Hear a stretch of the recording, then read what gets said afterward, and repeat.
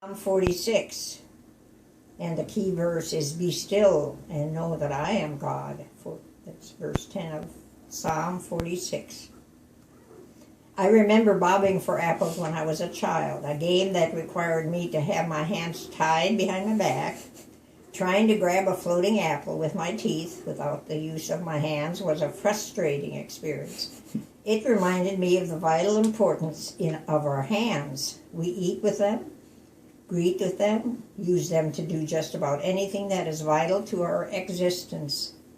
When I read Psalm 46:10, I find it interesting that God says, "Be still and know that I am God." The Hebrew word for still means to cease striving, or literally to put our hands at our side.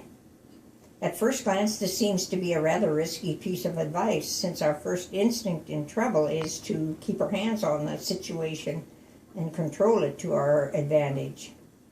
God, in essence, is saying, "Hands off. Let me deal with your problem and rest assured that the outcome is in my hands." Mm-hmm.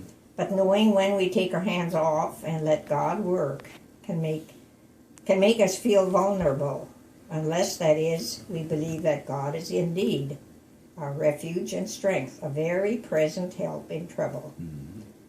And that the Lord of hosts is with us, the God of Jacob is our refuge. And in the midst of trouble, we can rest in God's care. It's good for each one of us as we go our ways.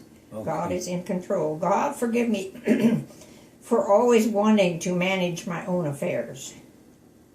Teach me to trust in your wise and timely intervention in my life and to keep my hands out of your way. When we put our problems in God's hands, He puts His peace in our hearts.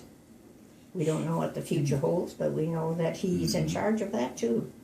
Be still and know that I'm God. That's verse 10. So